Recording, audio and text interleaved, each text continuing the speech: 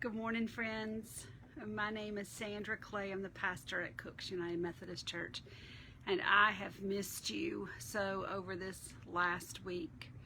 I know that today is full of a lot of things for us as we anticipate changes in our government, as we anticipate our own community responses to that, as we figure out kind of where we are in heart and in spirit. Too, we have big things going on in front of us, and not just because of all that's happening in our government, but we have a lot still in front of us with regard to the pandemic and all kinds of things. But I do, before we study together this morning for a few minutes, I do need to take a moment, and I need to because I want to, and it's important for us to share. It's so good to see you guys too. So my church family heard last night, and I was able to get in touch with most of my folks who needed to hear me say it, not on Facebook. But so here's the truth of last week. Is I was the one having technical difficulties instead of our equipment, and I'm sorry for that misappropriation of knowledge, but we just didn't know what to say. So long story short is this: on Tuesday morning, early Tuesday morning last week, I had a heart attack. Anyway, long story, as short as I know how to make it, we have done tests and tests and more tests, many of them 2 times over, if not more, and I am fat, but I am fine because I have no blockages, no problems with the valves or the vessels.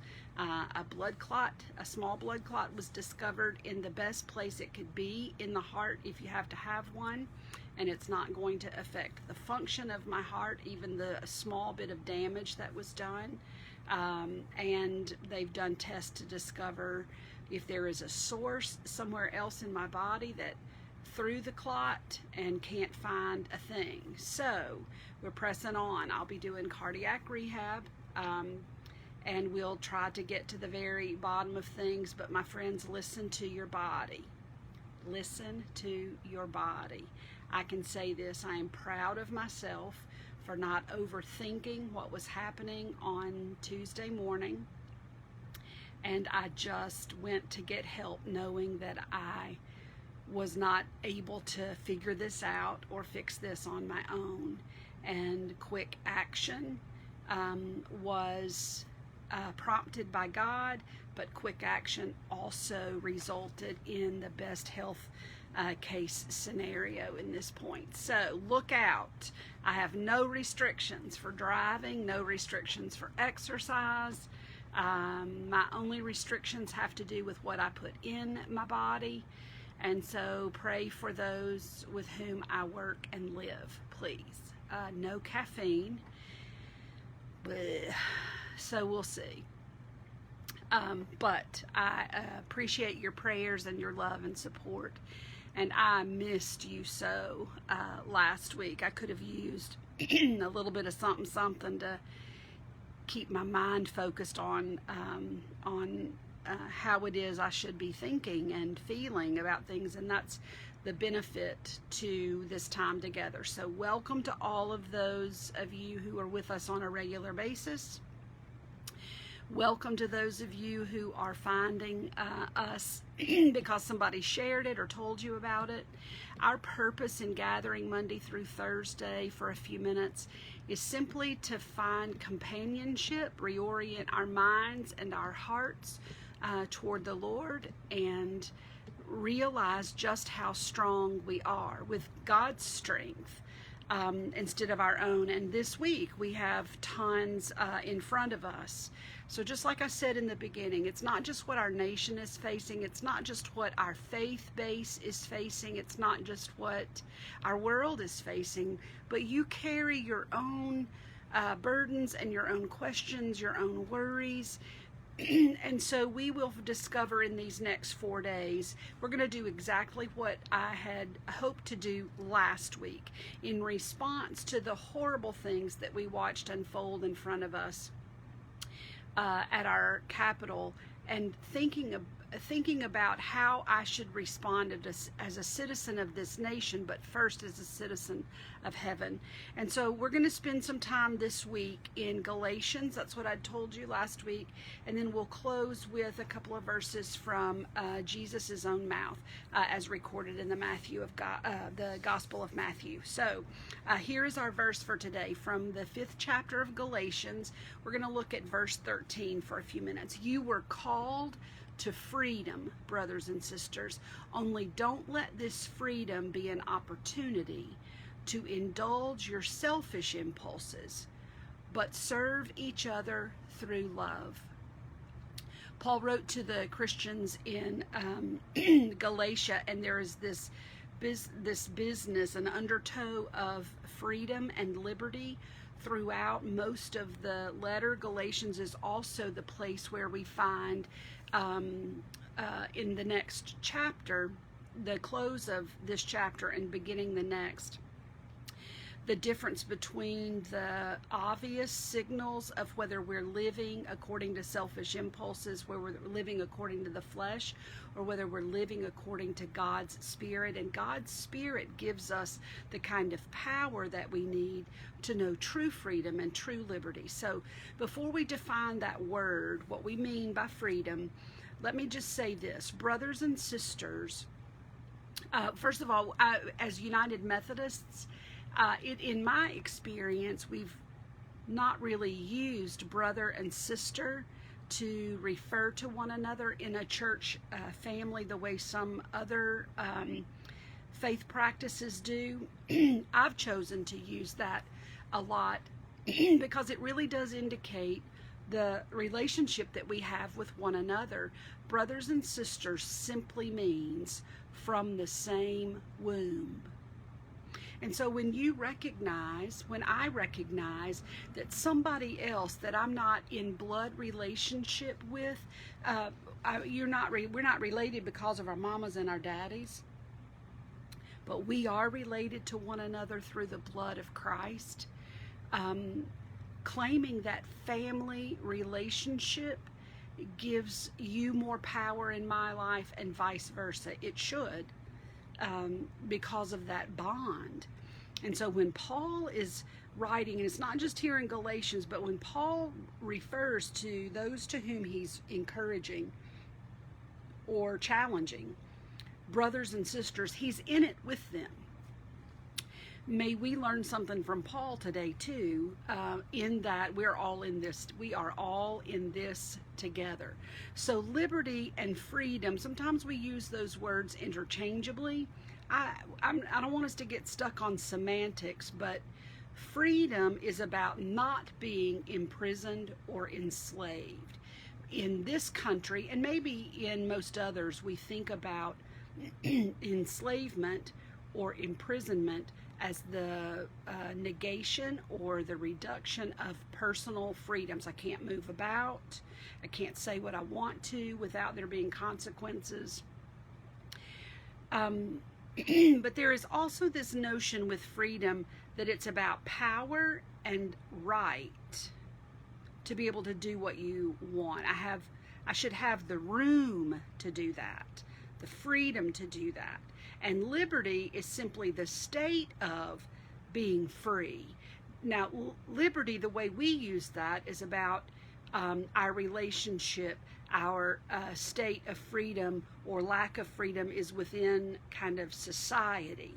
But remember, we're not just citizens of the United States. We are citizens of a greater nation. We are a priesthood of believers. And so authority that guards us instead of silencing us, we have to be very careful to think about how we wield our freedom or how quickly we give it up. whether we really are liberated or not. And that's what Paul is calling the Galatians who were following Jesus to think about. You were called, invited, summoned. You were called to freedom.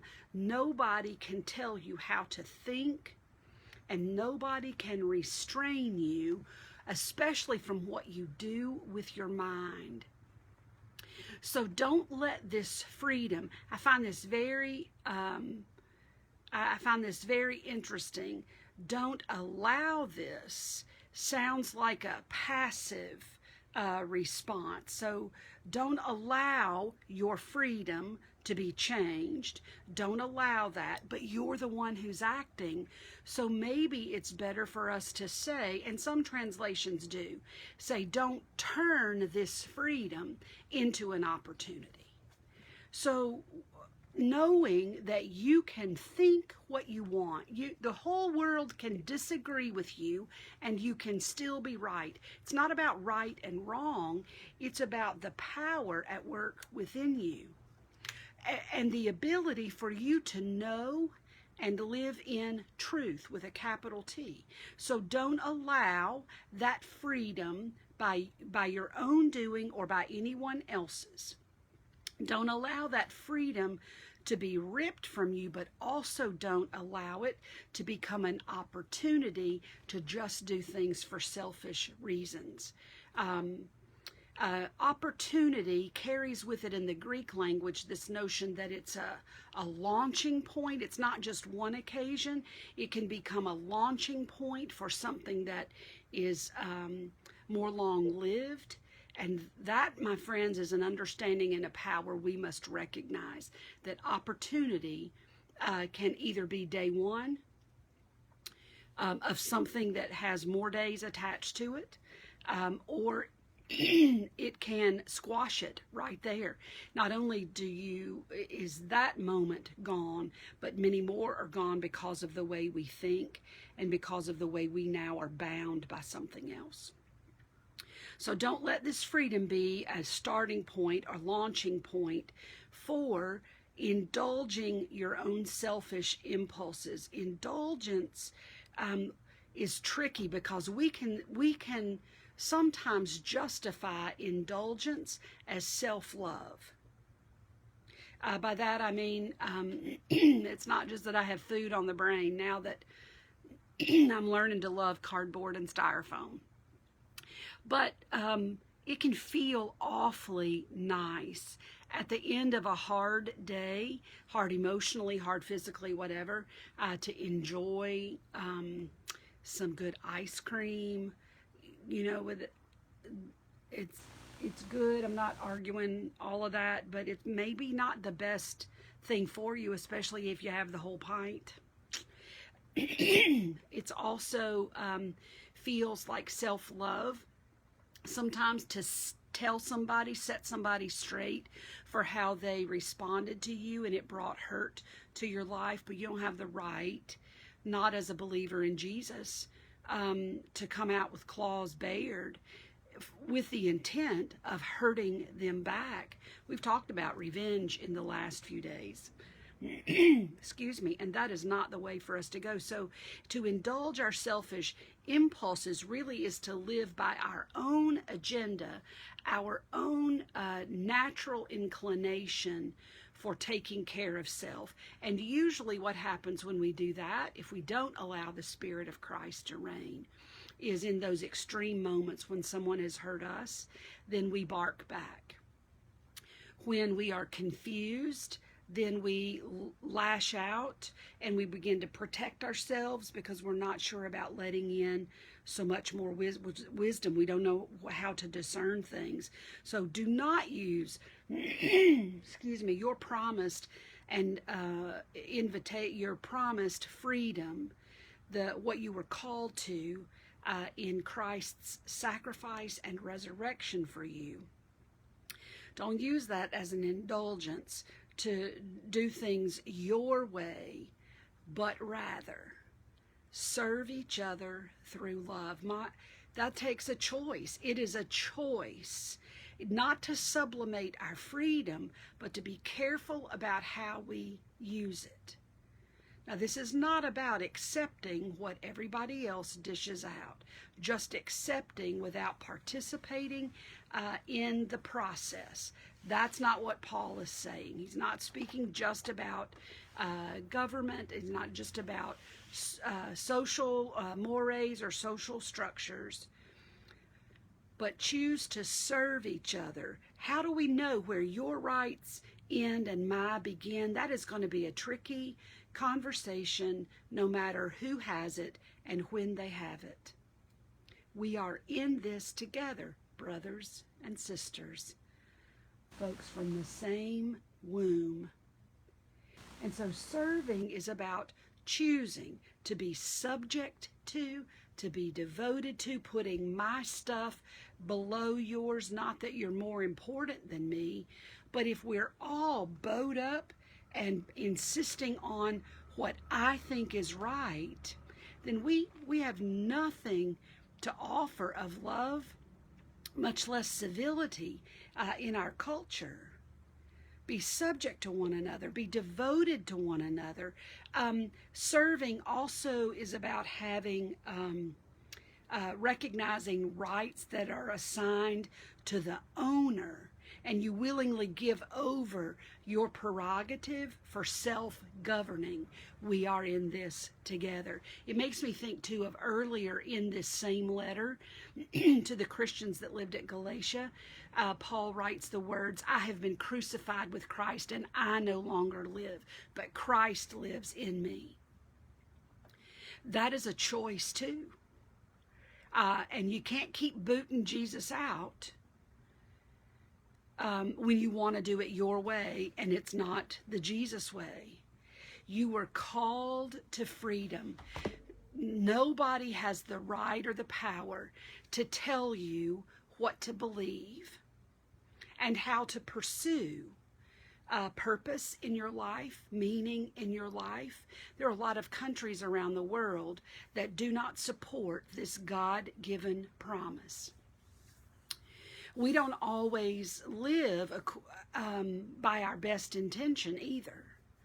But our freedom is never meant freedom in Jesus. Our freedom is never meant to lord ourselves over somebody else because we're quicker, smarter, stronger, because we think we're right and we know they're wrong. Don't let this freedom being unbound, don't let that freedom result or dissolve into nothing more than self-indulgence. We are in this together. The decisions I make, the words I speak, the actions I take reflect and impact everyone around me. Tomorrow we're going to think about what it means to live according to the law. But I want you to think today, sometime, whether you'll be watching a parade of cars, whether you'll spend some quiet time, whether you'll watch a program on television that references the work of Martin Luther King Jr. or anyone else, John Lewis, who has been involved in the civil rights movement. And freedom, what we have in Jesus is so much larger than what we spend our time thinking about on this day. Yet it includes the rights of all of those whom God has created to know their worth, to live into that identity, to be respected for their identity and their individuality. We were called to freedom, brothers and sisters, and we will not let this freedom become opportunity to indulge ourselves, but instead we choose to serve one another. I challenge you to think about somebody in your life that you have not served well. And may these be the days where we not only learn and speak, but we learn and do better by serving those who are around us.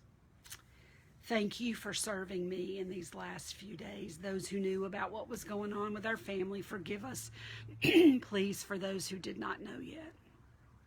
But thank you for serving and by your prayers and your sweet thoughts. Let's pray together. Lord, I just thank you right now for this day in our history. We let our feet hit the floor most mornings without realizing that's exactly what we are creating. How we spend our moments is how we spend our days, someone once said, and how we spend our days is how we make a life. Let us be very clear, Lord, as we spend our moments this day, reflecting on the freedom that you have won for us in Jesus the Christ, the freedom that so many of our brothers and sisters don't live in. Whether it's a social construct, whether it's of their own doing, or somewhere in between. Lord, may we be mindful that we are brothers and sisters together. We may not be from the same biological or human womb, but we are from the same womb, where we are born again in Jesus. And so I thank you for my brothers and sisters, those who are hearing me in this moment. May they know your power and your favor in a profound way today.